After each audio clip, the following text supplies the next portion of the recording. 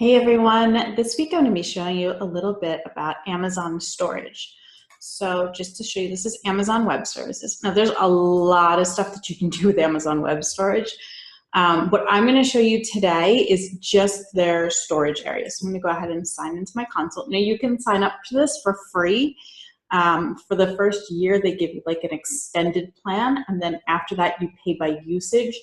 But still have not gotten to the point where my usage is enough that I have to pay anything yet. So I would say if your website's only doing a couple thousand views per month, and your courses and stuff like that, you're not going to end up paying. It's once you get into the 10,000 views per month, a lot of different downloads from your freebies, that's when you're going to start seeing something paid for. But if you're at that point, your website's making a ton of money anyway, so you're good to go.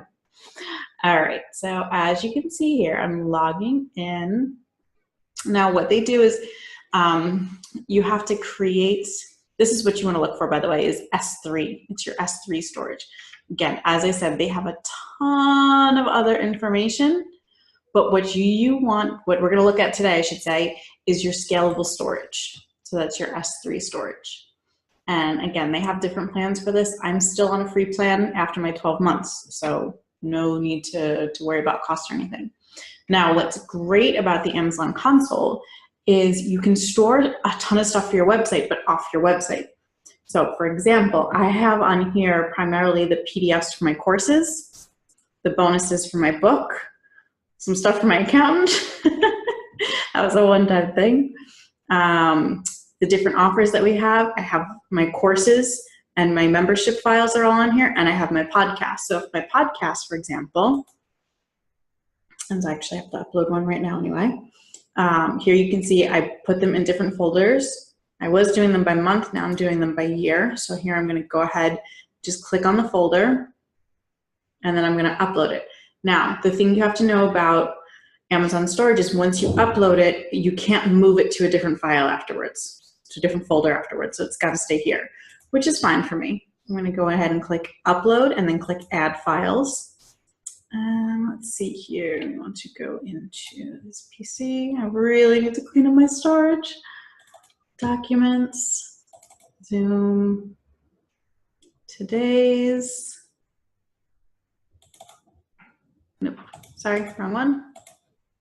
Here we go, podcast 44. So I'm going to click next. And then what you want to look on here is how to use your permissions. So I want to make sure that I grant the public access to read this so that you can actually hear my podcasts when you go to listen to them. The properties are all fine, and I just go next, and then I click upload. Go ahead. And it'll start uploading. And you can go ahead and move around in here as you like.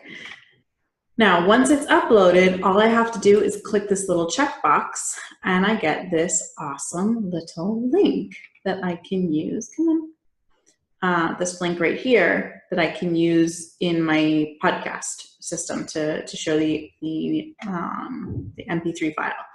Now, this works the same way for PDFs. So for PDF, instead of having it hosted on my mail storage or on my website, in my media areas, I just have it stored right here, and it works exactly the same way. So for example, in my email, when someone is going to click this freebie, all I have to do is hyperlink it to this right here. It's the same thing as if you're hyperlinking to a PDF in your media file, same thing if you're adding it to your media storage on your email service like MailerLite, and it's the same thing like if you were linking to another website on a blog post. So it's really, really simple to use. Again, it makes things so much easier. It's the other benefit that you get by using Amazon is that it's going to speed up the load time of your website because your website's not holding all these extra files or holding them somewhere else. You know, as we've mentioned before, your website is literally just a bunch of files. It literally, if you go into your website, it looks something like this. All these different things. Obviously, they're not named things like health or learning, but yeah, that's essentially what your website is in the background.